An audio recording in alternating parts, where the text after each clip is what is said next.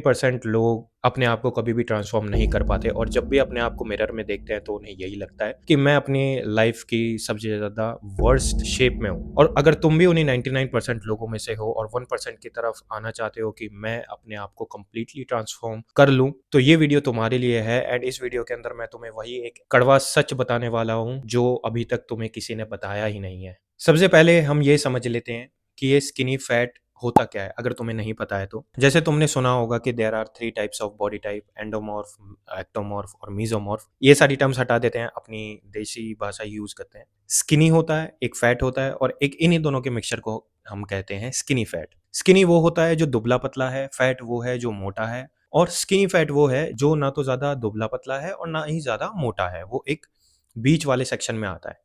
Skinny जो है उसे पता है कि भाई मैं दुबला-पतला हूँ तो मेरे को मसल गेन करने की ज़रूरत है, और जो फैट है उसे पता है कि भाई मेरे को ये जो वज़न है, ये जो फैट है, मेरे को लूज़ करने की ज़रूरत है। लेकिन जो स्किनी फैट है उसे ये पता ही नहीं है कि भाई मेरे को कट करना है या मेरे को बल्क करना है, क्योंकि ये बहुत ही ज़्यादा दोनों कॉन्फ्लिक्टिंग अप्रोचेज़ हैं। इसमें हमें ये समझना पड़ेगा कि भाई इश्यू कहाँ है मेन। देखो, अगर एक फिजिक है, एक बॉडी है, उसके अंदर थोड़ा बहुत मसल और उसके साथ थोड़ा बहुत फैट हो, तो वो दिखने में बहुत ही ज्यादा अच्छी लगती है और डिसेंट लगती है। लेकिन उसमें से मसल ही हटा दो और फैट उतना ही रखो तो वो एक नेगेटिव इंप्रेशन देती है बॉडी में। और तो जो स्किनी पार्ट है ना, यही सबसे बड़ा मेन कल्प्रिट है। अब इसमें दिक्कत यह है कि अगर जो वो स्किनी फैट है वो बल्क करने की कोशिश करता है या कट करने की कोशिश करता है, तो वो अपने कॉम्पोजिशन की बजाय अपने फैट को ही मैनिपुलेट कर रहा होता है। वो अगर कट करेगा तो फैट थोड़ा बहुत कट होगा, उससे ज्यादा तो मसल निकल जाएगा उसका।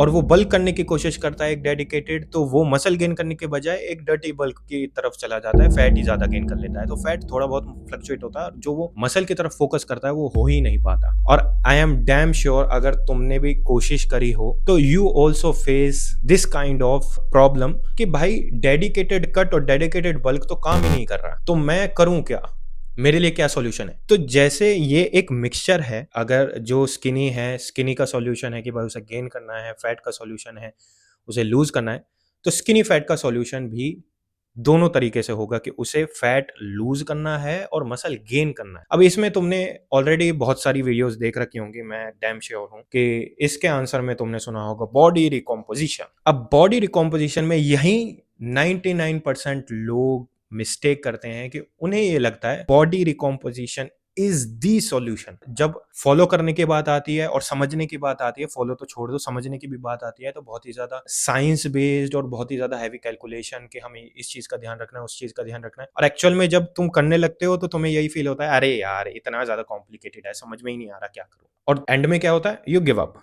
कि भाई अपना यही है, मेरे को तुम ये अपना फेट समझ लेते हो कि भाई अपने अपने को तो पैसा होना चाहिए, मेरे को पीटी लेनी पड़ेगी, मेरे को ये करना पड़ेगा, ये तो अपने बस की है नहीं, ये तो हमें कोई बता ही पाएगा, हम तो नहीं कर पाएंगे। बट तो अब जो तुम्हारा एंड गोल है कि मेरे को एक लीन मस्कुलर फिजिक चाहिए जिसमें मसल ज्यादा से ज्यादा हो और फैट कम से कम हो, तो उसे अचीव करने के लिए you have to follow 3 phases of this whole transformation. और body recomposition is just one part of equation. अभी हम बात करेंगे कि ये 3 phases में क्या क्या हमें जो अप्रोचेज है वो रहेंगी, फिर एक एक करके हम डीप डाइव इन करेंगे कि डिटेल में समझेंगे कि एक एक फेज को कैसे हमें अचीव करना है और क्या चीजों पे ध्यान देना है। बॉडी रिकॉम्पोजिशन जिसमें loose fat and gain muscle at the same point of time, और इसमें जो बॉडी फैट परसेंटेज वाइज अपना जो गोल रहेगा वो रहेगा, मेल हो तो 12%, फीमेल हो तो 22%। स्क्रीन पे तुम कंपेयर कर सकते हो कि तुम्हारा बॉडी फैट परसेंटेज कहाँ है। अब बॉडी रिकॉम्पोजिशन खत्म होने के बाद यही वो पॉइंट है जिसमें 99% लोग, जो मैं मिस्टेक की बात कर रहा था स्टार्टिंग में, यही वो मिस्टेक करते हैं कि वो कंप्लीटली रिकॉम खत्म करते हैं, मतलब खत्म होने से पहले ही वो ये कंसीडर करने लगते हैं that's it, this is the end, और डायरेक्टली जंप करते हैं एक डेडिकेटेड बल्क पे कि भाई रिकॉम खत्म हो गया, अब मेरे को अपना जो साइज है वो बढ़ाना है, तो उसके लिए मेरे को एक डेडिकेटेड बल्क की जरूरत है। वो उसको फॉलो करते हैं, उसको फॉलो करने के बाद जहां से उन्होंने स्टार्ट किया होता है वो वहीं पे पहुंच जाते हैं, बस थोड़ा बहुत मसल का फर्क होता है। दिस इज दी मिस्टेक, क्योंकि क्या है, जो हमारा रिकॉम्पोजिशन है वो खत्म होने के बाद भी तुमने देखा होगा कि लोअर बेली पार्ट जो होता है और थोड़े बहुत जो लव हैंडल वाला पोर्शन होता है, वहां पे एक स्टबन फैट अभी भी बचा होता है। जो वो स्टबन फैट है ना, वो बहुत ही ज्यादा जिद्दी होता है, ये आसानी से जाता नहीं है। और मैं गारंटी से बोल सकता हूँ, जितने भी देख रहे हैं, जितनों ने भी फैट लॉस करने की कोशिश की है, वो जो फैट होता है ना, उसको कट करने में जो मेहनत लगती है ना भाई, वो वो आसानी से नहीं जाता, और जिस दिन वो चला जाता है वो आसानी से आता भी नहीं है फिर। यही वो पॉइंट है कि तुम्हें जो अपना जो गोल तुम्हारा एंड गोल है ना, लीन मस्कुलर वाला, यही वो पॉइंट है कि अगर तुमने इसमें थोड़ा-सा और पुश कर दिया, थोड़े से 2 से 3 स्टेप्स और तुम आगे चले गए, this is the completely game changing phase. अब इसमें क्या रहेगा कि हमें टारगेट करना है अपने स्टबर्न फैट को, जो फेज़ रहेगा वो लूज़ स्टबर्न फैट, और इसमें जो गोल रहेगा body fat percentage wise, male हो तो 9 टू 10% और फीमेल हो तो 18 टू 20%। इसमें अपने को डेडिकेटेड एक कट फॉलो करना है विद अ डेफिसिट, और जो कार्ब सोर्स रहेंगे वो बहुत ही ज्यादा लिमिटेड रहेंगे। और ये फेज खत्म होने के बाद this is the time period कि तुम्हारा जो स्टार्टिंग पॉइंट है ना, इसके बाद वो चेंज हो जाएगा। कि पहले तुम्हारा स्टार्टिंग पॉइंट था स्किनी फैट वाला, उसमें अगर तुम ट्रांसफॉर्म, उसमें तुम बल्क करते तो तुम मोटे लगते। अब तुम्हारा स्टार्टिंग पॉइंट है ये लीन फिजिक वाला, जो तुमने ड्रीम फिजिक जो तुमने इमेजिन करी थी कि भाई एक चिजल्ड एब्स होने चाहिए, मसल होनी चाहिए, वो तुमने अचीव कर लिए। And this will be now the starting point.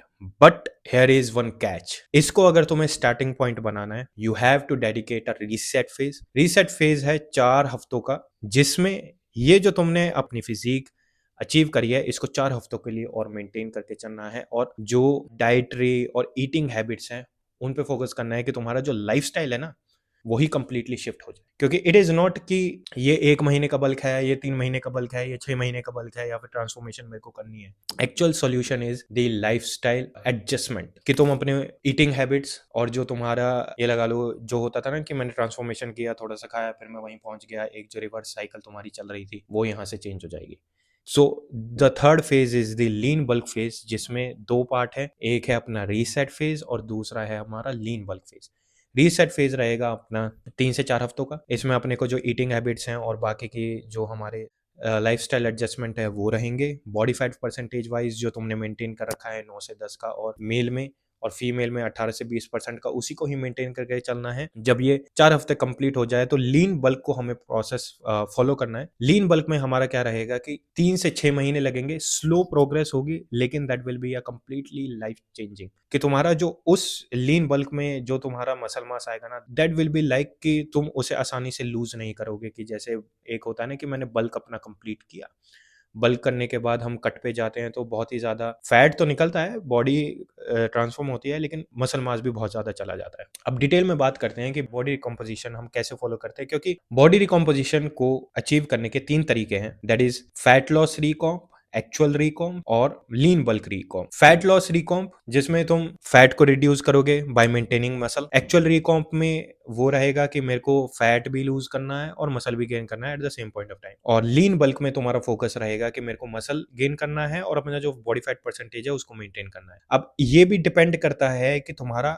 जो स्ट्रक्चर है स्किनी फैट का वो कैसा है। एक तो होता है स्किनी स्किनी फैट, कि भाई तुम बहुत ही ज्यादा, तुम्हारा फ्रेम है वो दुबला पतला है, इतने मोटे नहीं हो, लेकिन हाँ एक सॉफ्ट मिड सेक्शन है। एक है एक्चुअल स्किनी फैट, जिसमें तुम्हारे जो आर्म्स हैं और जो तुम्हारा चेस्ट एरिया है वो भी सॉफ्ट है, और जो मिड सेक्शन है वो भी स्लाइटली थोड़ा फ्लैट से ज्यादा बाहर निकला हुआ है। और जो तुम्हारा एक होता है फैट स्किनी फैट, जिसमें तुम्हारा जो आर्म्स हैं और चेस्ट हैं वो तो सॉफ्ट हैं, लेकिन जो तुम्हारी तोंद है वो ज्यादा ही बाहर निकली हुई है। तो इसके अकॉर्डिंग ही हमारा डिसाइड होगा कि हमें फैट लॉस रिकॉम्प करना है, एक्चुअल रिकॉम्प करना है, और एक लीन बल्क रिकॉम्प करना है। तो जैसे नाम से तुम्हें पता है कि अगर ज्यादा ही दुबले पतले हैं तो हमें एक लीन बल्क वाला रिकॉम्प करना है, जिसमें हम अपना जो फैट है उसे तो मेंटेन करेंगे, लेकिन मसल गेन पे फोकस ज्यादा रहेगा। और अगर हमारा जो फैट स्किनी फैट है तो उसमें अपने को फैट रिड्यूस करना है और जो मसल मास है उसको मेंटेन करके चलना है। नाउ द क्वेश्चन इज कि which one to choose and how to choose it. इसको चूज करने के लिए एज, ट्रेनिंग एक्सपीरियंस और तुम्हारा जो बॉडी फैट परसेंटेज है वो कितना है। अब स्क्रीन पे एक ग्राफ आ रहा होगा, अगर तुम्हारी एज है वो 18 या 18 से कम है तो नो मैटर व्हाट तुम्हारा, क्योंकि ये जो एक फेज है मैं कंसीडर करता हूँ, अगर तुम 18 साल से नीचे हो तो तुम अभी नए नए जिम में घुस रहे हो और नई नई ये सारी चीजें डिस्कवर कर रहे हो, तो जो भी चीज तुम करोगे उसमें तुम्हें बेनिफिट होने ही वाला है। तो इसमें जो फोकस रहेगा वो बल्किंग पे ज्यादा फोकस रहेगा रादर देन लूजिंग। और बल्किंग में फोकस रहने के लिए जो सा भी बॉडी फैट परसेंटेज है, अगर तुम्हारा 20% से बॉडी फैट परसेंटेज नीचे है तो मेंटेनेंस जो कैलोरीज तुम्हारी हैं, अब मेंटेनेंस कैलोरीज कैसे फाइंड आउट करनी है, कुछ ऐसा नहीं है कि तुम्हें बीएमआर वगैरह निकालना है, बीएमआर नहीं पता, बेसल मेटाबॉलिक रेट, और जानने की भी जरूरत नहीं है, छोड़ो उसे। एक ईज़ी टू गो फ़ॉर्मूला है, तुम्हारा जो बॉडी वेट है, उसको मल्टीप्लाई करो 15 से। अगर ऐसा ही लाइफ़स्टाइल रहता है कि हाँ, ठीक-ठाक सा है, ना तो ज़्यादा मैं एक्टिव हूँ, ना ही मैं ज़्यादा लेज़ी हूँ। मेंटेनेंस मेंटेन करके चलना है और अगर 20% बॉडी फैट से ज़्यादा हो, तो उसके अंदर 300 कैलोरीज़ का डेफ़िसिट करना है।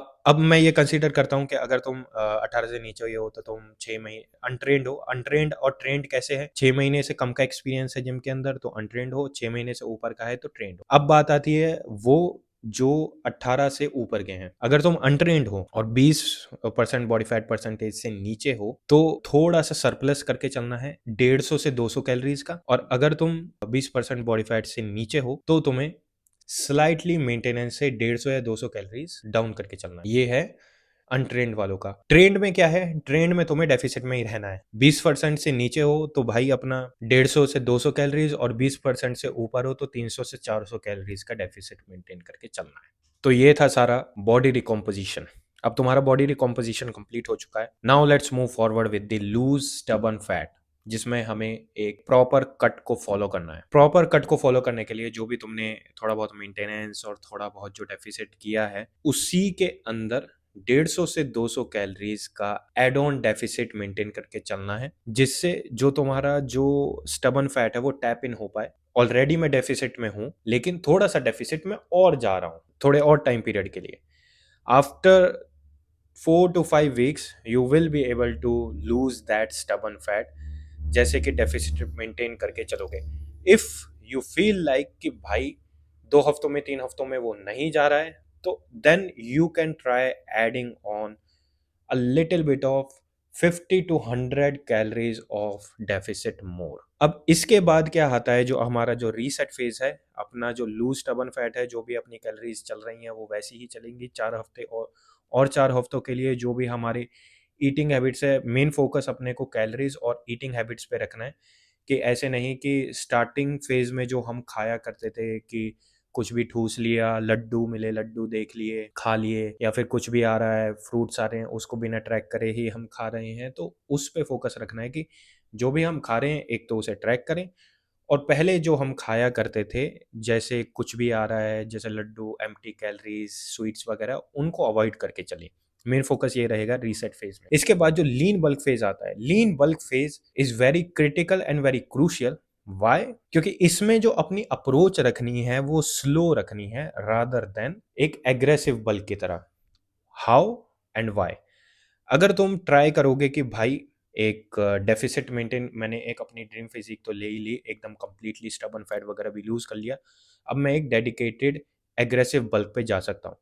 If you try to go like that, तुम्हारा मसल, जो तुम्हारा वेट गेन होगा ना, वो बहुत ही ज़्यादा रैपिडली होगा, और तुम एक देखोगे कि तुम्हारा जो मसल टू वेट का रेशियो है वो भी बहुत ही ज़्यादा टैप इन कर जाएगा। फैट बहुत ही एक अच्छे अमाउंट में एक्यूमुलेट होगा इन कंपैरिजन टू अगर तुम स्लो एंड स्टडी जाते हो, जिसमें तुम 3 से 6 महीने का अपना एक विंडो लेकर चलते हो कि भाई मैं इतना एक लीन बल्क फॉर्म लेकर चलूंगा। उसमें मसल तुम्हारा थोड़ा लो स्पीड पे, लो रेट पे गेन होएगा, लेकिन तुम्हारा जो फैट है, that is the most important and crucial part. वो उसमें जो तुम एक स्लाइटली इंक्रीज देखोगे, वो एक नेग्लिजिबल रहेगा। कि जिसमें एक होता है ना कि भाई अपना जो दिमाग लगा रहता है, अगर तुमने इन्फ्लुएंसर्स भी देखे हो जिनको तुम कंसीडर करते हो फेक नैटी, तो most of them choose that this approach, slow process पे ज्यादा ध्यान देते हैं, क्योंकि वो एक सस्टेनेबल है कि 12 महीने वो एब्स मेंटेन करके चल रहे हैं। यही एक वो तरीका है, और ये तरीका बहुत ही ज्यादा ऐसा हर कोई नहीं कर पाता, और जो कर लेता है वो कितनी बार ही कह ले कि भाई ये अचीवेबल है, सामने वाले बंदे को लगता है ही इज क्रेजी, वो स्टेरॉइड ले रहा है, वो बता ही नहीं रहा। तो भाई इस मेंटेलिटी से बाहर ही निकल जाओ कि भाई स्टेरॉइड ले रहा है नहीं ले रहा है, इस पे डिबेट करना है और आर्गुमेंट करना है, रादर देन इस पे फोकस करो कि भाई इसको क्या पता है जो मेरे को नहीं पता, जिसकी वजह से ये वो अचीव कर पा रहा है जो मैं नहीं कर पा रहा है। ये तो हो गया हमारी स्ट्रेटेजीज और हमें क्या क्या चीजें करनी है। अब बात आती है सीधा मेन पॉइंट पे कि भाई अपनी जो डाइट रहेगी, डाइट पे कैसे फोकस करना है। फोकस ऑन ओनली 2 थिंग्स, कि तुम्हारे जो